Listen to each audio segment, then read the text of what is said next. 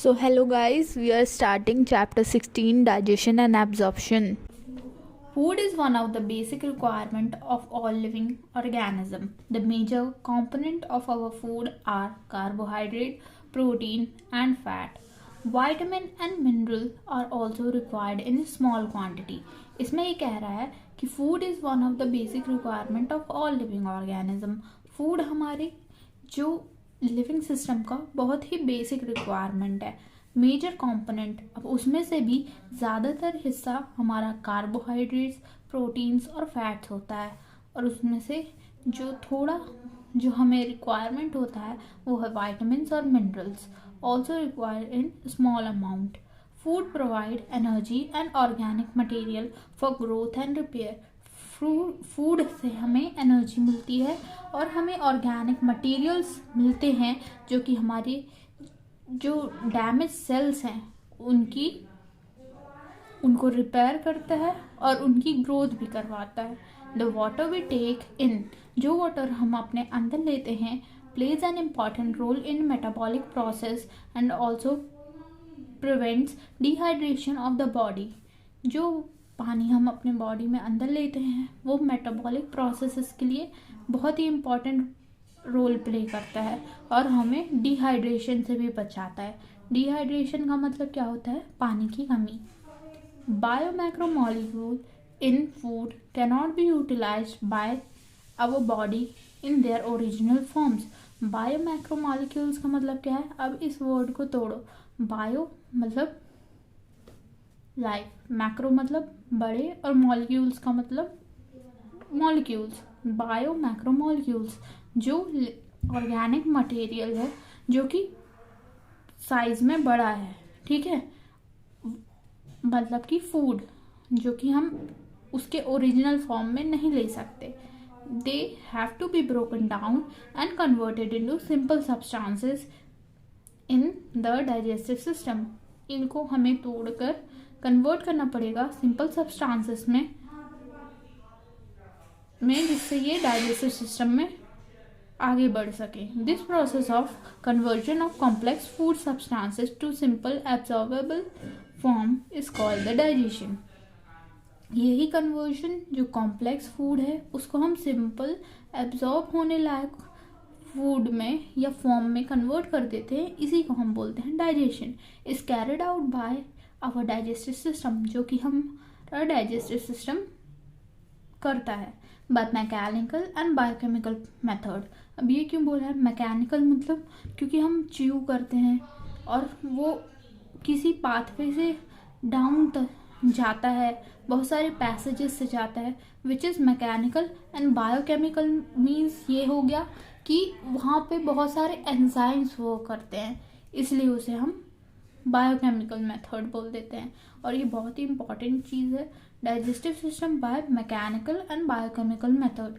General organisation of the human digestive system is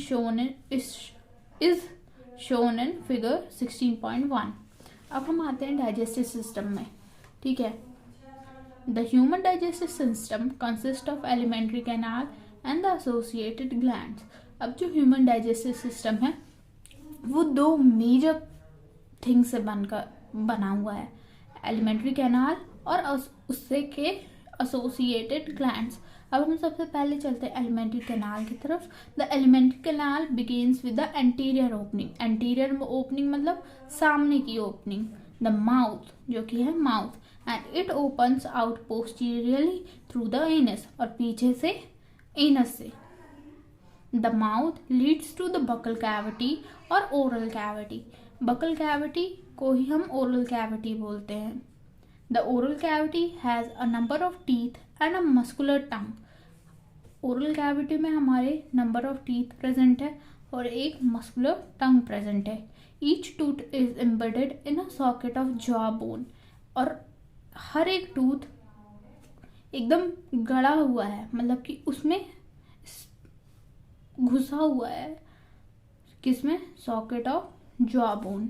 this type of attachment is called thecodont, और इस तरह की attachment को हम बोल देते हैं thecodont. Majority of mammals including human beings form two set of teeth during their life. Majority of mammals जो कि अपने यंग वंस को जन्म देते हैं, इन्हें हम including human beings forms two set of teeth during their life. A set of temporary milk or deciduous teeth. Temporary milk को ही deciduous teeth बोलते हैं. Replaced by a set of permanent or adult teeth. This type of dentition is called diphyodont. मतलब कि आपके जीवन में ये 2 बार आते हैं. An adult human. An adult human has 32 permanent teeth which are of the 4 different types. 4 different types के होते हैं जिसे हेट्रोडोन डेंटिशन बोलते हैं. नेमली इसमें आते हैं incisor, canine, premolar and molar. Incision को आई से रिप्रेजेंट करा है, कैनाइन को सी से, प्रीमोलर को पीएम से एंड मोलर को एम से. Arrangement of teeth in each half of the upper and lower jaw in the oral I, C, P, M and M is represented by a dental formula which in human is 212 by 212. ठीक है. The hard chewing surface of the teeth made up of enamel. जो hard surface होता है teeth का उसे हम enamel बोलते हैं. Help in the mastication of food, जो कि food को च्यू करने में, मसलने में काम आता है. The tongue is a freely movable muscular organ attach to the floor of the oral cavity by the frenulum. Tongue एक फ्रीली मूवेबल मसल है, ठीक है, हमारे, और जो कि अटैच होती है किसके फ्लोर से, ओरल कैविटी के फ्रेन्युलम से. The upper surface of the tongue has small projection called papillae. और जो टंग है उसके ऊपर छोटे छोटे स्मॉल प्रोजेक्शन होते हैं जिन्हें हम पैपिले बोलते हैं. Some of which bear taste buds. जो टेस्ट बर्ड, उनमें टेस्ट बर्ड्स होते हैं. The oral cavity lead into a short pharynx which serves as a common passage for food and air. ये वाला क्वेश्चंस बहुत बार पूछा जाता है. The oral cavity lead into which serves as a common passage for food and air. इसका answer है pharynx. The esophagus and the trachea. Trachea is also known as windpipe. Open into the pharynx, a cartilaginous flap called epiglottis prevents the entry of the food into the glottis. एक cartilaginous flap होता है wind pipe के ऊपर, मतलब trachea के ऊपर, जिसे हम बोलते हैं एपिग्लॉटिस, जो कि खाने की एंट्री को रोकता है into the glottis. Opening of the windpipe during swallowing, निगलने के टाइम पर. The esophagus is a thin. Esophagus thin है, long tube है, which extend posteriorly passing through the neck, thorax and diaphragm and lead to a J-shaped bag like structure called stomach. अब क्या बोला है यहाँ पे,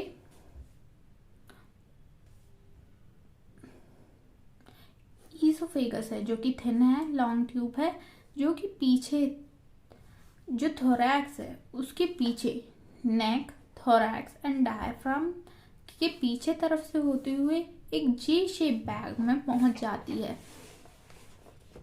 लाइक स्ट्रक्चर कॉल्ड स्टमक, ठीक है, जो कि स्टमक है. अब मस्कुलर स्फिंक्टर एक मस्कुलर स्फिंक्टर है जिसे हम गैसोइसोफेजियल स्फिंक्टर बोलते हैं. Regulates the opening of the oesophagus into the stomach, जो कि ईसोफेगस को की ओपनिंग है जो कि स्टमक में जाके खुलती है. The stomach located in the upper left portion of the abdomen cavity. अब जो स्टमक है वो अपर लेफ्ट पोर्शन में सिचुएटेड है एब्डोमेन कैविटी के. हैज 4 मेजर पार्ट्स, जिसके 4 मेजर पार्ट्स होते हैं. A cardiac portion into which oesophagus opens, a fundic region, body main centre region, body is a main center region, and a pyloric portion which open into the first part of the small intestine. Smaller intestine Small intestine is distinguishable into three regions: a C-shaped duodenum, a long coiled middle portion jejunum and a highly coiled ileum. अब जो small intestine है वो तीन major parts में divided है. एक तो है सी शेप का ड्यूडेनम और लॉन्ग कॉइल्ड मिडिल पोर्शन जिसे हम जैजुनम बोलते हैं और highly coiled ileum. The opening of the stomach into a duodenum is guarded by a pyloric sphincter. अब जो पाइलोरिक एंड है और ड्यूडेनम उन दोनों की बीच में होता है पाइलोरिक स्फिंक्टर. ठीक है. From where? From pyloric region it goes into the duodenum. The opening of the stomach into the duodenum is guarded by the pyloric sphincter. Ileum opens into the large intestine और ileum कहाँ open होती है? Large intestine में. It consists of cecum, colon and rectum. और large intestine के भी तीन parts होते हैं: cecum, colon and rectum.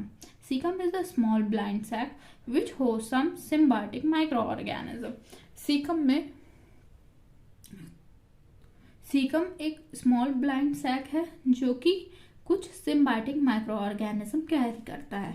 A narrow finger like tubular projection the vermiform appendix which is a vestigial organ arises from the caecum. अब caecum से ही एक side में वर्मीफॉर्म अपेंडिक्स जो कि एक वेस्टिजियल ऑर्गन है वो अराइज होता है. The caecum open into the colon और सीकम कोलोन में एंटर ओपन होता है. The colon is divided into 4 parts. Colon भी 4 parts में divided है: ascending, transverse, descending part and a sigmoid colon. The descending part opens into the rectum which opens out through the anus. जो descending part है वो open होता है into the rectum which opens out through the anus. अब मैं इसे diagram से समझाती हूँ. ये देखो, ये है स्टमक का डायग्राम. ये हमारी आ रही है ईसोफेगस. अब जो ये उठा हुआ पार्ट है इसे हम बोलते हैं फंडस. ठीक है. और ईसोफेगस और स्टमक के बीच में यहाँ पे होता है गैस्ट्रोईसोफेजियल स्फिंक्टर. ये हमारा जो मेन पार्ट है this is known as body. ये जो पार्ट है this is known as cardiac. और ये जो पार्ट है लास्ट का इसे हम बोलते हैं पाइलोरिक. और जो ये है superior portion of the duodenum, superior portion of the duodenum where from pyloric and duodenum in between it, what is present? Pyloric sphincter. अब हम आते हैं, ये तो हो गया anatomical region of the human stomach. अब हम आते हैं ये वाले डायग्राम पे. ये वाले डायग्राम को देखना पड़ेगा. ये है mouth, this is oral cavity, parotid glands. यहाँ पे कुछ ग्लैंड्स भी प्रेजेंट होते हैं. ठीक है, उसके बारे में हम आगे पढ़ेंगे. ये है हमारा common passage pharynx, sub maxillary and sub mandibular glands जो कि हमारे इधर प्रेजेंट होते हैं. Liver, gall bladder, this is a gall bladder, small pouch like structure which stores bile. हम ये आगे पढ़ेंगे. This is our stomach, this is oesophagus which leads to the stomach and stomach leads to the small intestine. Small intestine से हम अब आ गए यहाँ पे. This is duodenum, this is jejunum and this is called ileum. अब हम यहाँ से एंटर करेंगे कहाँ? सीकम में. सैक लाइक स्ट्रक्चर सीकम जहाँ पर एक वर्मीफॉर्म अपेंडिक्स भी है. अब this is a ascending colon, this is transverse colon and this is descending colon and this is sigmoid colon. ठीक है. अब ये यहाँ पे आते हैं हम rectum and this is out for anus. ये डायग्राम क्लियर है. हियर एक लीफ लाइक स्ट्रक्चर प्रेजेंट है which is pancreas which is exocrine and endocrine both type of gland. अब हम इसे आगे चलते हैं.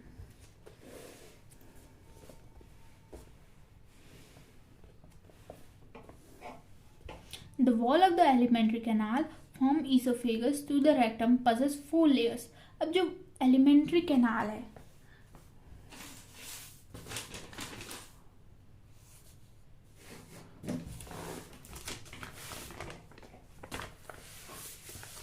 अभी हम अपनी एलिमेंट्री कैनाल ऐसे इमेजिन कर रहे थे, तो अब कुछ देर हम ऐसे इमेजिन करके जा रहे थे. ठीक है. अब हमें इसकी 4 वॉल्स देखनी है, ठीक है, 4 वॉल्स देख रही है। अगर हम इसका ट्रांजैक्शन लेते हैं तो ये ऐसी दिखेगी, है ना। अब इसकी भी 1 1 2 3 और ये 4, इन लेयर्स के बारे में पढ़ेंगे, ठीक है। अगर आप हम ऐसे पढ़ रहे थे, ठीक है, अब हम इसे ऐसे पढ़ेंगे तो ये इस तरीके से दिखेगी, ठीक है। तो अब मैं वो समझाने जा रही हूँ। The wall of the alimentary canal form oesophagus to rectum possesses 4 layers, namely serosa, muscularis, some mucosa and mucosa. Serosa is the outermost layer and is made up of thin mesothelium, which is epithelium of visceral organ, with some connective tissue. Muscularis is formed by smooth muscle. अब जो muscularis है वो smooth muscle से बनती है, usually arrange into inner circular and outer longitudinal, मतलब अंदर की तरफ जो होती है वो सर्कुलर होती है और आउटर की तरफ लॉन्गिट्यूडनल होती है। An oblique muscular layer may be present in some region, और ऑब्लिक मसल्स जो कि प्रेजेंट होगी कुछ रीजन्स में, सम रीजन्स मतलब कि स्टमक से इसका कहना है, ठीक है। पर ये क्वेश्चन ये नहीं पूछता कि कहाँ प्रेजेंट है, क्वेश्चन ये पूछता है कि क्या प्रेजेंट है। Yes, it is present in the some region. The submucosal layer is form of loose connective tissue containing nerves. अब जो लूज कनेक्टिव टिश्यू उसमें क्या क्या होते हैं, नर्व्स होते हैं, ब्लड होता है और लिम्फ वेसल्स होते हैं। इन ड्यूडेनम, अब ड्यूडेनम में glands are also present in the submucosa. Duodenum किसका पार्ट है, स्मॉल इंटेस्टाइन का, और उसमें प्रेजेंट होते हैं submucosal gland. The innermost layer lining the lumen of the alimentary canal is called mucosa, और जो सबसे अंदर वाली लाइनिंग होती है उसे हम क्या बोलते हैं, mucosa. This layer forms irregular fold known as rugae. ये जो म्यूकोसल लेयर है ये इरेगुलर फोल्ड्स बनाती है, rugae, in the stomach and small finger like folding called villi in the small intestine. Small intestine में ये फिंगर लाइक फोल्डिंग्स बनाती हैं, ठीक है। The cell lining the villi produce numerous microscopic projection called microvilli give a brush border appearance, जो कि एक brush border appearance देते हैं।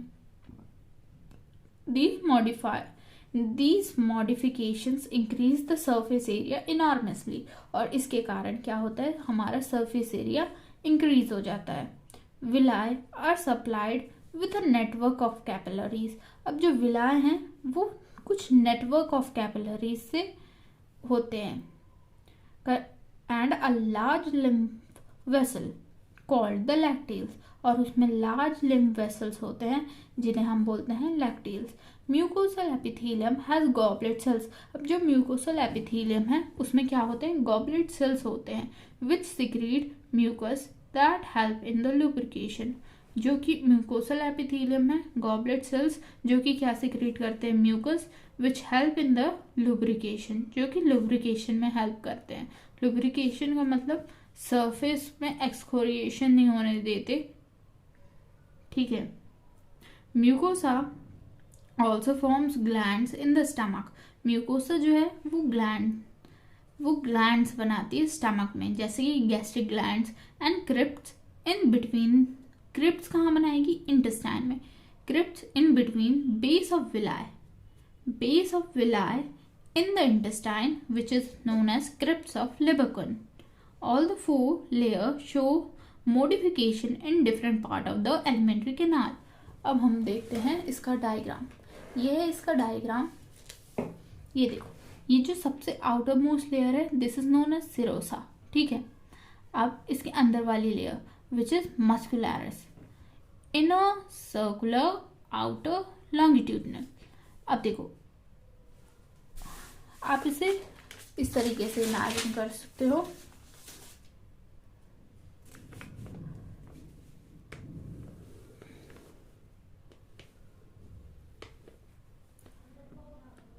ऐसा है, ठीक है। आप इसको लंबी लंबी ऐसे रॉड की तरह इमेजिन करो, ठीक है।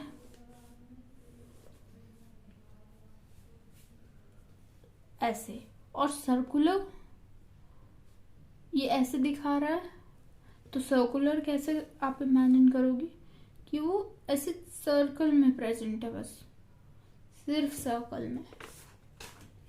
नेक्स्ट, अब आते हैं सबम्यूकोसा। मस्कुलरिस के भी अंदर वाली लेयर है सबम्यूकोसा, और उसकी भी अंदर वाली लेयर है mucosa, and this empty part is known as lumen. ये वाला डायग्राम बहुत ही इंपॉर्टेंट है। इनर सर्कुलर, आउटर लॉन्गिट्यूडनल, इसे साथ में मिला के मस्कुलरिस बोल दिया जाता है। अब यहाँ पे एक और डायग्राम है जो कि बहुत ही इंपॉर्टेंट है। अब आते हैं इस पे, ये है, these are known as crypts. ये है हमारी विलाय, ये जो आपको दिख रही है विलाय में भी जो देखो, दिस इज नोन एज विलाय। अब देखो जो ये खाली स्पेस दिख रहा है, ठीक है, आपको यहाँ भी दिख रहा होगा, ये देखो ये आ रहा है, दिस इज नोन एज लैक्टील्स, और ये कैपिलरीज से है सराउंडेड है, मतलब कि कैपिलरीज जो अपना एक्स्ट्रा वाटर या फिर जो भी लिम्फ है ये सब किस में डालते हैं, लैक्टील्स में डालते हैं, ठीक है। अब आते हैं, this red one is known as artery, this is crypt and this is vein. ये है a section of small intestinal mucosa showing villi. ये है diagrammatic representation of transverse section of gut. अब बचते हैं डाइजेस्टिव ग्लैंड्स में। The digestive glands associated with the alimentary canal include the salivary glands.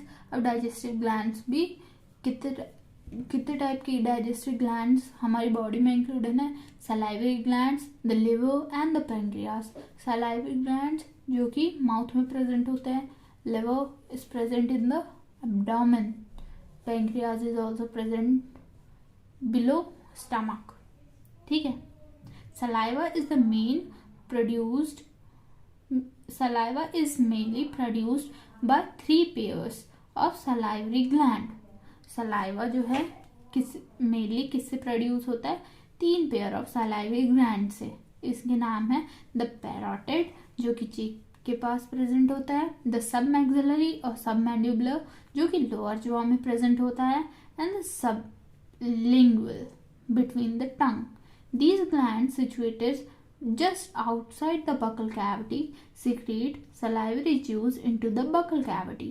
इसका मतलब ये है कि जो salivary glands हैं ये buccal cavity में नहीं है, these are present outside the buccal cavity. यहाँ पे लिख रखा है outside, these glands are situated outside the buccal cavity, पर जो वो अपना secretion है, जो सलाइवरी जूस है वो किस में डालते हैं, बकल कैविटी में डालते हैं। Liver is the largest gland of the body, weight about 1.2 to 1.5 kg in an adult human. It is situated in the abdominal cavity just below the diaphragm and has 2 lobes. Liver largest gland है हमारी body का जिसका wait है 1.2 to 1.5 kg एक adult human में, और ये situated है एब्डोमिनल कैविटी में जस्ट बिलो द डायफ्राम के जस्ट नीचे, और इसके 2 लोब्स हैं। The hepatic lobule are the structural and functional unit of the liver containing hepatic cells arrange in the form of cords. अब जो हेपेटिक लोब्यूल है वो स्ट्रक्चरल और फंक्शनल यूनिट है हमारे लिवर का कंटेनिंग हेपेटिक सेल्स, जो हेपेटिक सेल्स से बना हुआ है, which are arrange in a form of cord, एक कॉर्ड की तरह अरेंज है। Each lobule is covered by a thin connective tissue sheet called the Glisson's capsule, और हर लोब्यूल किससे कवर्ड है, ग्लिसन्स कैप्सूल से। The bile secreted by the hepatic cell passes through the hepatic duct and is stored and concentrated in a thin muscular sac called the gallbladder. और जो bile, basically liver करता क्या है, bile secretion by the hepatic cell passes through the hepatic duct, और ये hepatic duct से पास होता है और ये स्टोर होता है और कंसंट्रेटेड, मतलब कि वहाँ पे कंसंट्रेट होता है, जाके वहाँ पे जाके थोड़ा सा उसका जो कंसंट्रेशन है in the thin muscular sac, और ये थिन मस्कुलर सैक है जिसे हम गॉल ब्लैडर बोलते हैं। The duct of the gall bladder which is cystic duct along with the hepatic duct from the liver forms the common bile duct, और ये hepatic duct के साथ from the liver forms the common bile duct. The bile duct and the pancreatic duct open through into the duodenum as the common hepatopancreatic duct, और ये commonly कैसे open होती है, हेपेटोपैंक्रियाटिक duct जैसे, which is guarded by a sphincter called the sphincter of Oddi, जो कि sphincter of Oddi से guarded है। The pancreas is a compound, पेंक्रिया एक कंपाउंड है, इलोंगेटेड ऑर्गन है जो कि both exocrine and endocrine gland, मतलब ये एक्सोक्राइन की और एंडोक्राइन दोनों की तरह फंक्शन करता है। Situated between the limbs of the C shaped duodenum, C shaped duodenum के बीच में है। The exocrine portion secrete an alkaline pancreatic juice, जो एक्सोक्राइन पोर्शन है वो एल्कलाइन पैंक्रियाटिक जूस बनाता है, कंटेनिंग एंजाइम्स, जो कि एंजाइम्स होते हैं उसके पास। The endocrine portion secrete hormone like insulin and glucagon, और जो एंडोक्राइन पोर्शन है वो हार्मोन सिक्रीट करता है जो कि है इंसुलिन और ग्लूकागॉन। अब यहाँ पे आ जाता है हमारे पास एक डायग्राम जो कि बताता है this is a gall bladder, जो कि बाइल को स्टोर करेगा और उसे कंसंट्रेट करेगा।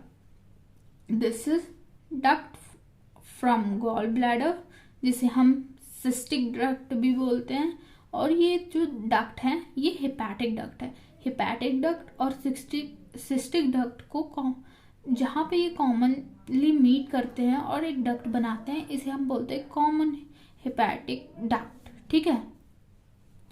अब ये जाके कनेक्ट होता है पैंक्रियाटिक डक्ट से, दिस इज पैंक्रियाटिक डक्ट।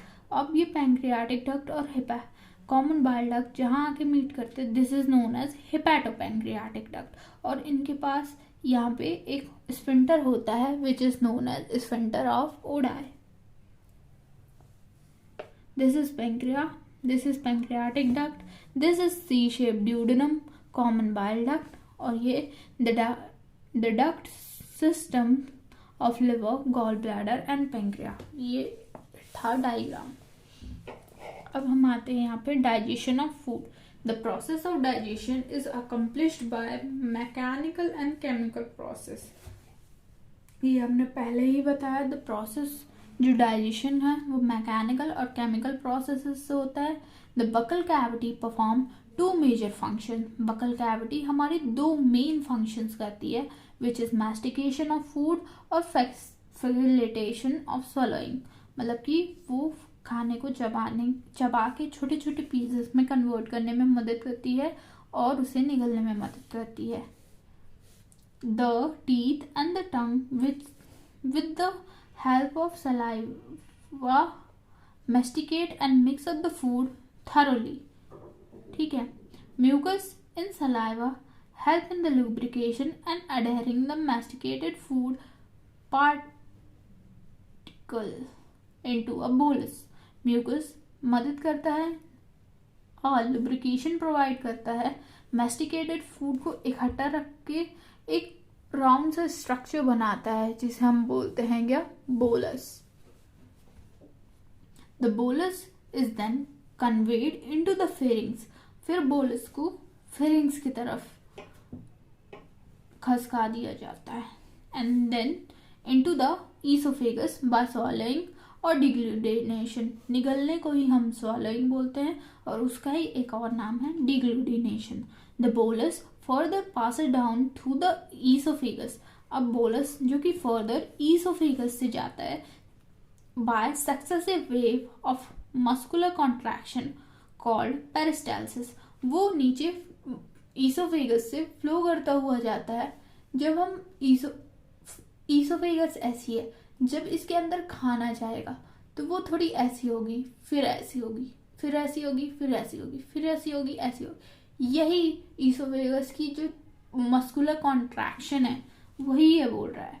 क्या?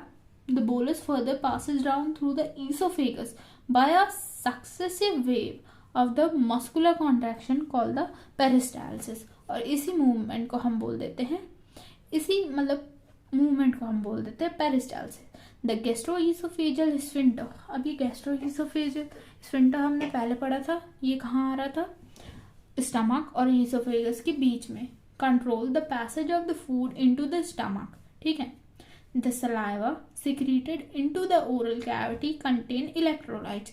अब जो सलाइवा सिक्रीट हुआ है हमारे ओरल कैविटी में, उसके पास इलेक्ट्रोलाइट्स होते हैं, जैसे कि sodium, potassium, chloride ion, bicarbonate.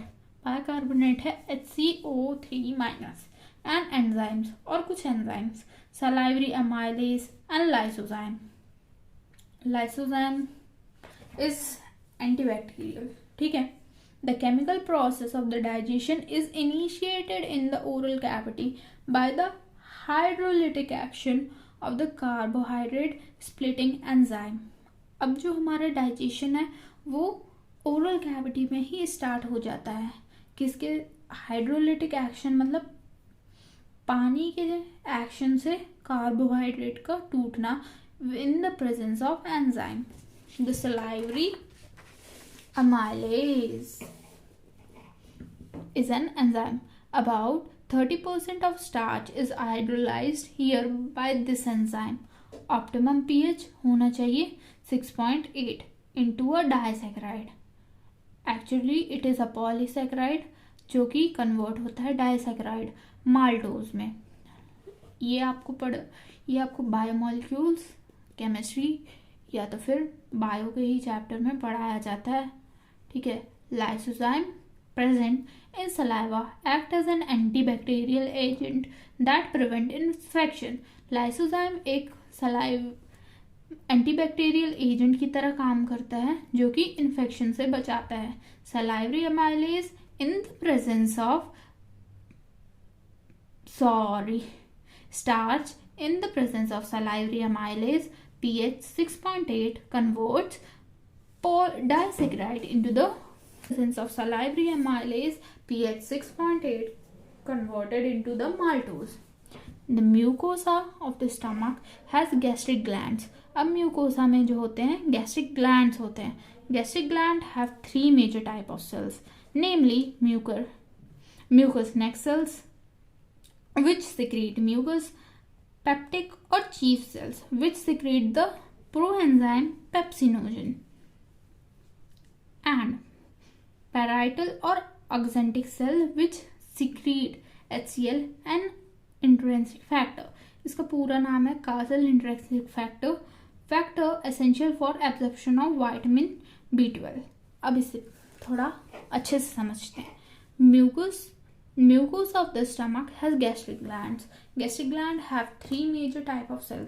अब जो gastric gland है उसके पास 3 major type के cells पाए जाते हैं. ठीक है. Mucous neck cell क्या करती है? ये mucus secrete करती है. Peptic और chief cells which secrete proenzyme pepsinogen. ये proenzyme secrete करता है which is pepsinogen. कौन? Peptic और chief cells. थर्ड है हमारे पास parietal और axanthic cells which secrete HCl and Castle intrinsic factor. Parietal और axanthic cells हमारा secrete करते हैं HCl और intrinsic factor जो कि सबसे ज़्यादा ज़रूरी होता है किसमें? एब्जॉर्प्शन ऑफ हमारे विटामिन B12 में. The stomach store the food for 4 to 5 hours. Stomach हमारा स्टोर कर सकता है फूड फॉर 4 to 5 hours.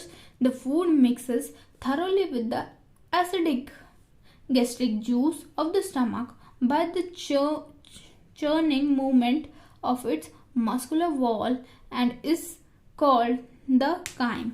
अब जो फूड बोलस बन के आता है, ठीक है, बोलस बन के आता है और ये स्टमक में मिल जाता है. स्टमक के में मिलने के बाद किससे, हमारे एसिड से, विच इज HCl, क्या बना लेता है, काइम बना लेता है. The proenzyme pepsinogen on exposure to the HCl get converted into the enzyme pepsin. अब HCl के एक्सपोजर में जो हमारा प्रोएंजाइम पेप्सिनोजन है वो पेप्सिन में कन्वर्ट हो जाता है. The proteolytic enzyme of the stomach, जो कि प्रोटियोलाइटिक एंजाइम है. Pepsin convert proteins into proteoses and peptones which finally, मतलब प्रोटीन में जो पेप्टाइड बॉन्ड्स होते हैं उसे ये डिसोशिएट कर देता है. कौन, पेप्सिन. प्रोटीन को कन्वर्ट कर देता है प्रोटियोसिस में और प्रोटियॉन्स में, ठीक है. The mucus and the bicarbonate present in the gastric juice plays an important role in the lubrication and protection of the mucosal epithelium from the excoriation by the highly concentrated HCl, which is hydrochloric acid. ठीक है, जो mucus है, जो हमारा mucus है और bicarbonates है, ये जो गैस्ट्रिक जूस में रहते हैं ये बहुत ही मेन रोल प्ले करते हैं, जो कि लुब्रिकेशन में हेल्प करते हैं. और जो म्यूकोसल एपिथेलियम है, मतलब जो स्टमक की नीचे वाली लेयर है म्यूकोसल एपिथेलियम, उसको छिलने या जलने से बचाते हैं. किससे, हाइड्रोक्लोरिक एसिड से. HCl provide the acidic pH. HCl acidic pH provide करता है. pH कितना, 1.8, ऑप्टिमल फॉर पेप्सिन. ठीक है. Rennin is a proteolytic enzyme found in the gastric juice of infant. Infant मतलब जो छोटे बच्चे होते हैं. रेनिन प्रोटियोलाइटिक एंजाइम है जो कि गैस्ट्रिक जूस ऑफ इन्फेंट्स में पाया जाता है, which helps in the digestion of milk protein, जो कि मिल्क प्रोटीन डाइजेशन में मदद करता है. Small amount of lipases are also secreted by the gastric glands. Stomach में इसका 1% होता है. 1% तो समझ ही रहे हो, कुछ भी नहीं होता है. ठीक है, ये पर अगर असर्शन रीजन में आ गया, small amount of lipases are also secreted by gastric glands, so it is true. Various type of movements are generated by the muscularis layer. ठीक है, अब बहुत ही तरह के movements generate होता है muscularis layer से in the small intestine. These movements help in a thorough mixing up of the food with various secretions in the intestine and thereby facilitate digestion, जो कि डाइजेशन में मदद करते हैं हमारी. The bile, pancreatic juice and the intestinal juice. ठीक है, जो बाइल है, पैंक्रियाटिक जूस है, इंटेस्टाइनल जूस है, और secretions released into the small intestine, जो कि स्मॉल इंटेस्टाइन में रिलीज होती हैं. Pancreatic juice and the bile are released through the hepatopancreatic duct. ठीक है, जो पैंक्रियाटिक जूस है और बाइल है वो हिपैटोपैंक्रियाटिक डक्ट से रिलीज होता है. The pancreatic juice contain inactive enzyme. Pancreatic juice के पास इनएक्टिव एंजाइम्स होते हैं, जैसे कि trypsinogen, chymotrypsinogen, procarboxypeptidase, amylase, lipase and nucleases. अब trypsinogen is activated by an enzyme called enterokinase, secreted by the interstitial mucosa into active trypsin, which in turn activates the other enzyme in the pancreatic juice, जो कि other enzymes को भी activate कर देता है जब trypsinogen trypsin में convert होता है. The bile released into the duodenum contain bile pigments. जो ड्यूडेनम, जब बाइल रिलीज होता है ड्यूडेनम में, तो बाइल पिगमेंट्स जैसे कि बिलीरुबिन और बिलीवर्डिन होते हैं, बाइल सॉल्ट्स होते हैं, कोलेस्ट्रॉल होते हैं and phospholipid, but no enzyme. उसमें कोई एंजाइम्स नहीं होते, bile help in emasculation of fat. emasculation of fat का मतलब होता है कि जैसे आपका ये फैट पार्टिकल है, ठीक है, इसमें बाइल एक्ट किया, तो ये क्या करेगा, ये इस बड़े से फूड पार्टिकल को छोटे छोटे फूड पार्टिकल्स में कन्वर्ट कर देगा. This is known as emulsification. Is that breakdown of the fat into very small measles, और उन स्मॉल पीसेस फूड पार्टिकल को हम क्या बोल देते हैं, measles. Bile also activate lipases. Bile lipases पे एक्टिवेट कर देता है.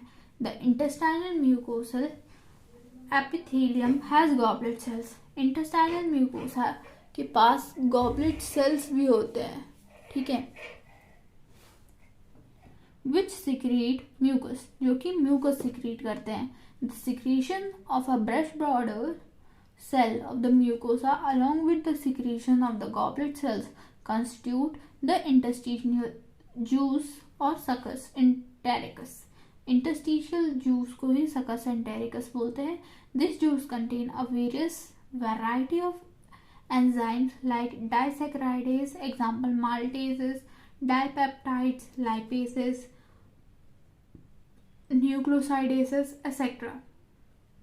ठीक है. The mucus along with the bicarbonate के साथ mucus from the pancreas protect the intestinal mucosa from acid as well as provide an alkaline medium. pH जिसका 7.8 होता है for enzymatic activities. अगर pH इससे ज़्यादा होगा तो ये सारे एंजाइम्स वर्क नहीं करेंगे. Submucosal glands. Submucosal gland also known as Brunner's gland also help in this. अब आ जाते हैं यहाँ पे प्रोटीन, प्रोटियॉन्स एंड पेप्टॉन्स, जो कि इंटेस्टाइन पे आ चुके हैं. पार्शियली हाइड्रोलाइज्ड प्रोटीन कहाँ हुए थे, स्टमक में. In the chyme, okay, chyme reaching the intestine are acted upon by the proteolytic enzyme by pancreatic juice are given below. अब देखो, proteins, proteons and proteoses in the presence of trypsin, chymotrypsin, carboxypeptidase converts these proteins into dipeptides. अब carbohydrates in the chyme are hydrolyzed by the pancreatic amylase into the disaccharide. अब carbohydrates जो कि कायम में है उसको हाइड्रोलाइज करेंगे pancreatic amylase की मदद से डाइसेक्राइड्स में. पॉलीसेक्राइड जो कि स्टार्च है in the presence of amylase is converted into disaccharides. अब आते हैं fat. Fat are broken down by lipases with the help of bile into di and monoglyceraldehyde. Fat को in the presence of lipase which is pancreatic lipase, glyceraldehyde और इस lipase की ही मदद से डाइग्लिसरॉल्डिहाइड को मोनोग्लिसरॉल्डिहाइड में कन्वर्ट करते हैं. न्यूक्लियसेस इन द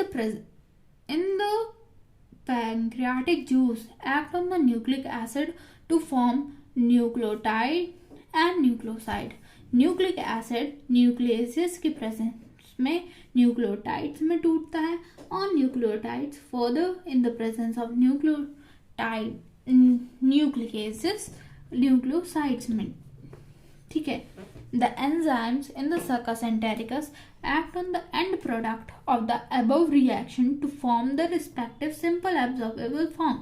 और जो हमने ये simple absorbable forms बनाए जैसे कि डाइपेप्टाइड, डाइसेक्राइड, मोनोग्लिसरॉल्डिहाइड, न्यूक्लियोसाइड. अब इसमें कौन सा एंजाइम वर्क करेगा? सक्कस एंटेरिकस, और इसको और भी सिंपल एब्जॉर्बेबल फॉर्म में कन्वर्ट कर देगा. These final steps in the digestion occur very close to the mucosal epithelium cell of the intestine. ठीक है. ये सारे रिएक्शंस कहाँ होते हैं? म्यूकोसल एपिथेलियम के बहुत ही पास में. ठीक है, इंटेस्टाइन के. अब देखो जैसे यहाँ पे कुछ दिया हुआ है. Dipeptide in the presence of dipeptidase converted into amino acid. Maltose in the presence of maltase is converted into glucose plus glucose. Lactose in the presence of lactase is converted into glucose plus galactose. Sucrose in the presence of sucrase, यहाँ पे invertase भी आ सकता है, ठीक है, enzyme, glucose plus fructose. अब nucleotides in the presence of nucleotidase nucleosides में convert होते हैं, और nucleosides in the presence of nucleosidases convert into sugar plus bases. Di and monoglyceraldehyde in the presence of lipases converted into fatty acid and glycerol. The breakdown of biomacromolecule mentioned above occur in the duodenum. ये duodenum में होता है, region of the small intestine. The simple substances thus formed are absorbed in the jejunum and ileum region of the small intestine. जैसे कि जो बायोमैक्रोमोलिक्यूल्स आए हमारे intestine में, स्मॉल इंटेस्टाइन में, वो ड्यूडेनम में स्मॉल एब्जॉर्बेबल सब्सटेंसेस में कन्वर्ट हुए, और ये सारे एब्जॉर्ब कहाँ हुए, जैजुनम में and ileum region of the small intestine, और कुछ इलियम रीजन में भी. The undigested and unabsorbable substances are passed on to the large intestine. और जो अनडाइजेस्टेड सब्सटेंसेस हैं, undigested substances or unabsorbable substances are passed on to the large intestine, और ये large intestine में पास कर दिए जाते हैं. No significant digestive action occur in the large intestine, और कोई भी डाइजेशन नहीं होता लार्ज इंटेस्टाइन में. The function of the large intestine are, अब यहाँ पे लार्ज इंटेस्टाइन के हम फंक्शन देख रहे हैं. पहला function, absorption of the some water, mineral and certain drugs. ठीक है, यहाँ पे कुछ वाटर का, कुछ मिनरल्स का और कुछ ड्रग्स का एब्जॉर्प्शन होता है. Secretion of the mucus which help in adhering the waste particle together and lubricating it for an easy pass. ठीक है, यहाँ पे म्यूकस सिक्रीट होता है विच अडेयरिंग द वेस्ट, जो वेस्ट को होल्ड करके रखता है और उसे पूरा लुब्रिकेट करके बाहर निकाल देता है.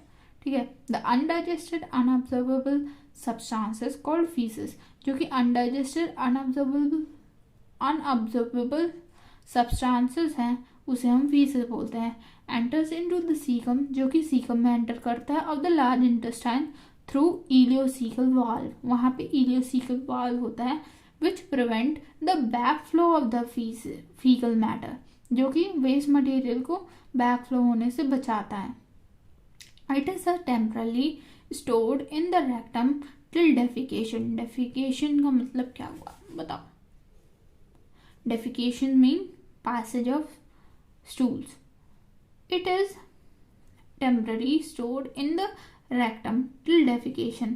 The activities of the gastroesophageal intestine tract are under neural and hormonal control for proper coordination of the different parts.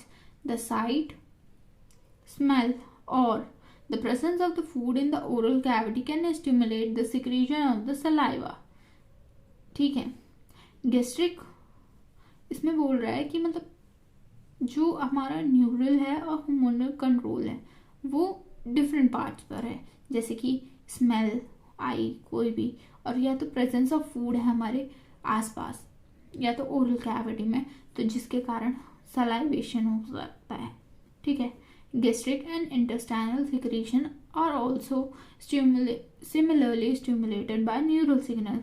वैसे ही जो गैस्ट्रिक और इंटेस्टाइनल सिक्रीशंस है वो भी कंट्रोल हो सकते हैं न्यूरल सिग्नल से. The muscular activities of different part of the alimentary canal can also be moderated by neural mechanism both local and through CNS. Hormonal control of the secretion of the digestive juices is carried out by local hormones produced by the gastric and intestinal mucosa. अब NCERT में ये वाला paragraph नया add हुआ है जिसे हमें बहुत अच्छे से पढ़ना पड़ेगा. Calorific value of the protein, carbohydrate and fat. the energy requirements of animal and the energy content of food are expressed in terms of measure of heat energy, because heat is the ultimate food of all energies. ठीक है, इसमें energies के बारे में बताया गया है. This is often measured to as calorie और जूल, ये इनकी यूनिट बता दी गई है. Which is the amount of heat energy required to raise the temperature of 1 gram of water by 1 degree Celsius. Since this value is tiny amount of energy, physiologists commonly use kilocalorie or kilojoule. 1 kilocalorie is the amount of energy required to raise the temperature of 1 kg of the water by 1 degree Celsius. Nutritionists traditionally refer to kilocalorie as the calorie or joule, always capitalized. The amount of heat liberated from complete combustion of 1 gram food in a bomb calorimeter, a closed metal chamber filled with oxygen. Is this gross calorific or gross energy value? The actual amount of the energy combustion of 1 gram of food is the physiological value of the food. ये सब हटाओ, आपको ये याद रखना है. Gross calorific value for the carbohydrate is 4.1 kcal per gram.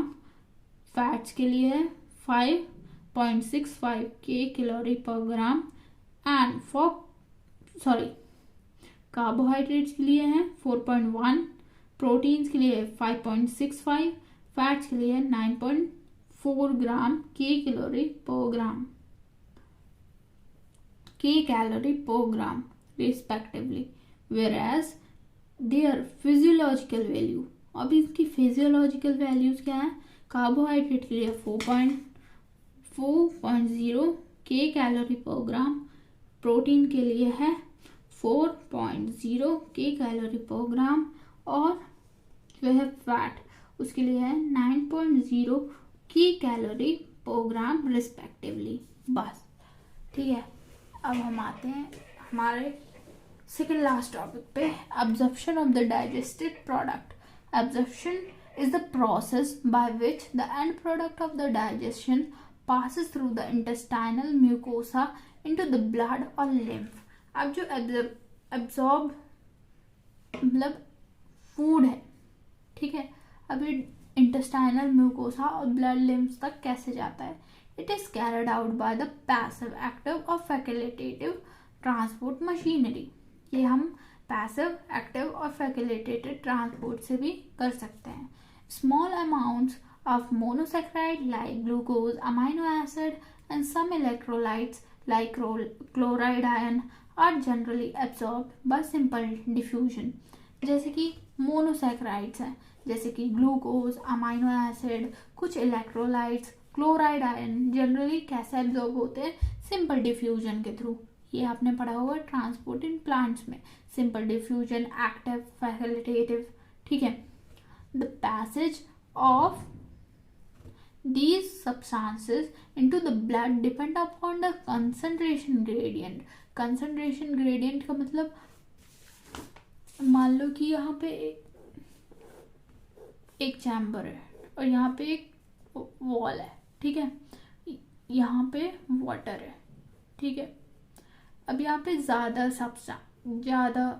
Substances है और यहाँ पे कम सब्सटेंसेस है. तो जो वाटर है वो इधर मूव करेगा या इधर मूव करेगा? वाटर विल मूव हियर क्योंकि यहाँ पे ज़्यादा है. नहीं, इसको काट देंगे. कहाँ थे हम? ठीक है. The passage of these substances into the blood depend upon the concentration gradient. एक डिफरेंस क्रिएट करते हैं तभी जाके ये होता है. However, some substances like glucose and amino acid are absorbed with the help of carrier protein. और कुछ substances जैसे कि ग्लूकोज, अमाइनो एसिड एब्जॉर्ब होते हैं कैरियर प्रोटीन की मदद से. This mechanism is called the facilitated transport. ठीक है, और इसे फैसिलिटेटेड ट्रांसपोर्ट हो बोलते हैं। Transport of the water depends upon the osmotic gradient. और वाटर का ट्रांसपोर्ट ऑस्मोटिक ग्रेडियंट पे डिपेंड करता है। ठीक है, जैसे कि मैंने पहले वाले डायग्राम में बताया, active transport occur against the concentration gradient and hence required energy. Various nutrients like amino acid, monosaccharide like glucose, electrolytes like sodium are absorbed into the blood by this mechanism। ठीक है, ये सारे substances इन्हीं mechanism से absorb होते हैं। Mainly इस part से क्वेश्चन आता है फैकल्टेटिव ट्रांसपोर्ट से। ठीक है, fatty acid and glycerol being insoluble cannot be absorbed into the blood. They are first incorporated into the small droplet called measles। पहले वो measles के फॉर्म में होते हैं। ठीक है, फैटी एसिड और ग्लिसरॉल्स ये डायरेक्टली एब्जॉर्ब नहीं होते हैं, ये सबसे पहले इनकॉर्पोरेटेड होते हैं स्मॉल ड्रॉपलेट्स में, जिसे हम measles बोलते हैं। Move into the intestinal mucosa. They are reformed into very small protein coated fat globules called the chylomicron. ये बहुत ही छोटे छोटे फैट ग्लोब्यूल्स बनाते हैं जिन्हें हम काइलोमाइक्रॉन्स बोलते हैं, which are transported into the lymph vessels, जो कि लिम्फ वेसल्स में ट्रांसपोर्ट होते हैं, जिन्हें हम लैक्टिल्स बोलते हैं। इन द विलाई, हमने पहले डायग्राम में देख रखा है। These lymph vessels ultimately release the absorbed substances into the blood stream, और ये मेनली ब्लड स्ट्रीम में रिलीज हो जाता है। Absorption of substances takes place in the different part of the alimentary canal like mouth। ठीक है, बहुत सारी जगह सारे सब्सटेंसेस एब्जॉर्ब होते हैं, वही बता रहा है, जैसे कि mouth, stomach, small intestine, large intestine. ठीक है, however maximum absorption occur in the small intestine। ज़्यादातर एब्जॉर्प्शन कहाँ होता है? स्मॉल इंटेस्टाइन में और लार्ज इंटेस्टाइन में। लार्ज इंटेस्टाइन में तो पैसेज ही होता है, ज़्यादातर इसमें किसका एब्जॉर्प्शन होता है? वाटर का, लार्ज इंटेस्टाइन में।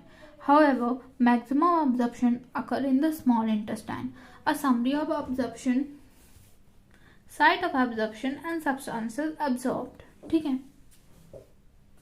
ये यहाँ पे कुछ चार्ट दे रखा है, जैसे माउथ में certain drug coming in contact with the mucosa of the mouth and lower side of the tongue are absorbed into the blood capillaries lining them। Stomach में absorption of water, simple sugar and alcohol etc. takes place। Principal organ for absorption of nutrient, small intestine। The digestion is completed here, and the final products of digestion such as glucose, fructose, fatty acid, glycerol and amino acids are absorbed through the mucosa into the bloodstream and lymph। अब large intestine पे आता है absorption of water, some minerals and drug takes place। यहाँ पे the absorption of substances finally reaches the tissue which ultimately utilize them for their activity। इस process को हम assimilation बोलते हैं। The digestive waste solidified into coherent feces in the rectum initiate a neural reflex causing an urge or desire for its removal।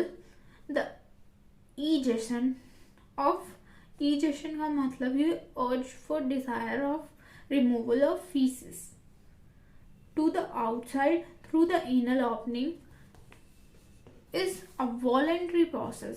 This is a voluntary process and is carried out by a mass peristaltic movement। ठीक है, अब हम जल्दी से आ जाते हैं disorders पे।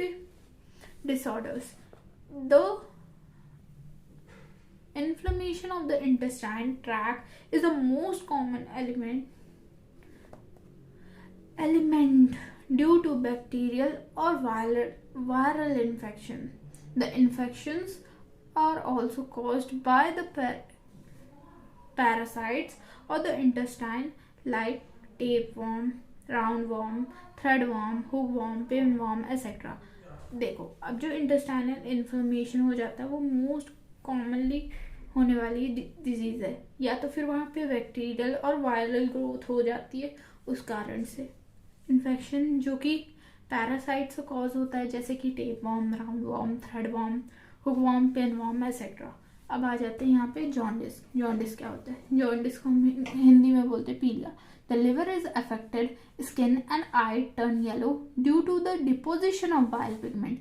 Bile pigment का डिपोजिशन हो जाता है कहाँ पे? हमारी स्किन पे, आइज पे, इसलिए हमारे नील्स, जो आइज हैं, जो हमारी यूरिन है वो येलो कलर की हो जाती है। क्यों? क्योंकि उसमें बाइल आ जाता है। अब आते हैं vomiting. It is ejection of stomach contents through the mouth. This reflex action is controlled by the vomit center in the medulla. A feeling of nausea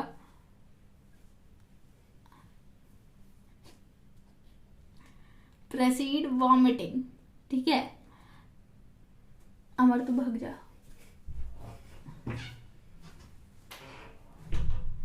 Diarrhea.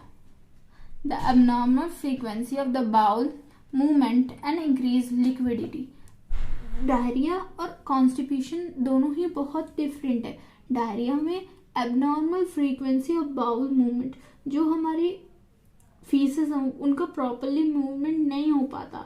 ठीक है, जैसे कि आई है लेकिन नहीं आई, और उसमें मतलब लिक्विडिफिकेशन ज़्यादा हो जाता है, मतलब उसमें जो एक्चुअली जो फीसेस है वो डायल्यूट होती है। of the feces discharge is known as diarrhea. It reduces the absorption of food, जिसके कारण absorption of food कम होता है। ठीक है, अब आते हैं constipation में। In constipation the feces are retained within the colon. अब जो feces है वो colon में ही रहता है, पर और बाउल मूवमेंट जो होता है वो irregular होता है। ठीक है, तो ये डिफरेंस है। इसमें लिक्विडिफिकेशन हो जाता है, ठीक है, जिसके कारण जो एबनॉर्मल फ्रीक्वेंसी हो जाती है, और कॉन्स्टिपेशन में हो जाता है इरेगुलर मूवमेंट्स। ठीक है, इनडाइजेशन हो जाता। अब हम पढ़े रहे हैं, हम यहाँ पे लास्ट में आ रहे हैं इनडाइजेशन। इन दिस कंडीशन, इस कंडीशन में जो फूड है not properly digested leading to a feeling of fullness. हमें ऐसा लगता है कि हमें कुछ भी नहीं खाना। ठीक है, the cause of the ingestion are inadequate enzyme secretion and anxiety, food poisoning, overeating और spicy food की वजह से भी हो जाता है। ठीक है, अब हमारा लास्ट आ गया है PEM। PEM डाइटरी, PEM का फुल फॉर्म है प्रोटीन एनर्जी माल न्यूट्रिशन। हम पढ़ते हैं dietary deficiency of the protein and total food calorie are widespread in many underdeveloped countries, South and Southeast Asia, South America and West and Central Africa. Protein energy malnutrition PEM may affect large section, ये large section को affect करता है। ठीक है, of the population during drought मतलब सूखा पड़ जाता है जब, famine and political turmoil. This helped in Bangladesh during the liberation war and the Ethiopia during the civil war in the mid-18. ये इस जगह काम आया था। PEM affect infant and child to produce marasmus and kwashiorkor। यही हैं दोनों main, marasmus और kwashiorkor, जिसमें आपको ध्यान देना है। Marasmus is produced by the simultaneously deficiency of protein and calories. Marasmus में तो खाना ही नहीं मिलता। Deficiency of protein and calories, calories जो कार्बोहाइड्रेट से आएगा और प्रोटीन तो प्रोटीन से ही आएगा, है ना। तो इसमें दोनों ही बच्चे को नहीं मिल पाता, जिसके कारण उसे मरासमस हो जाता है। It is found in the infants less than a year in age. ये 1 साल की कम उम्र के बच्चों में ही देखा जाता है। If mother milk is replace too earlier by other foods, अगर मदर का मिल्क पहले ही रिप्लेस हो जाता है कुछ और खाने से, which are poor in both protein and calories, जो कि प्रोटीन और कैलोरीज दोनों में ही खराब होते हैं. This often happen if the mother has second pregnancy और child birth when the old infant is still too young. इसमें 2 केसेस बनते हैं, या तो सेकेंड प्रेगनेंसी हो या तो फिर उसकी जो फर्स्ट प्रेगनेंसी है उसके तुरंत बाद ही, मतलब ज़्यादा टाइम ना हुआ हो और उसका सेकेंड चाइल्ड आ जाए उसके कारण. In marasmus protein deficiency impair growth and replacement of the tissue protein. ठीक है, मरासमस में क्या होता है, प्रोटीन डेफिशिएंसी के कारण जो टिश्यूज हैं वो अच्छे से ग्रो नहीं कर पाते और उनकी मतलब वो खराब हो जाते हैं. Extreme emaciation of the body and thinning of limbs result the skin become dry, thin and wrinkled. ठीक है, growth rate of the body weight decline मतलब उसकी ग्रोथ रेट कम हो जाती है, बॉडी वेट बहुत ही कम हो जाता है कंसीडरेबली. ठीक है, even growth and development of the brain and mental faculties are impair. मतलब उसकी जो एबनॉर्मल ग्रोथ होती है ब्रेन की, जिसके कारण वो अच्छे से कुछ भी परफॉर्म नहीं कर सकते. अब आते हैं kwashiorkor. Kwashiorkor is produced by protein deficiency unaccompanied by the calorie deficiency. ठीक है, इसमें कैलोरी डेफिशिएंसी हो जाती है. It result from the replacement of mother milk by a high calorie low protein diet in the child more than 1 year in age. ठीक है, इसमें बच्चे को कैलोरीज तो थोड़ी बहुत मिलती है पर जो प्रोटीन है वो बिल्कुल भी नहीं मिलता. ठीक है, like marasmus and kwashiorkor shows wasting of the muscle, thinning of limb, failure of growth and brain development. But unlike marasmus, some fat is still left under the skin. Moreover, extensive oedema मतलब belly shape, pot shape belly हो जाता है उसका, और swelling of the body part are seen. यहाँ पे ये chapter होता है ख़त्म. और इसमें बहुत सारे इम्पॉर्टेंट टॉपिक्स हैं जो कि डिटेल में आपको जानने पड़ेंगे. वैसे मैंने सारा NCERT तो कवर कर दिया है. तो तब तक के लिए थैंक यू. और अगर कोई भी डाउट हो तो आप कमेंट सेक्शन पे डाल सकते हैं. तब तक के लिए बाय.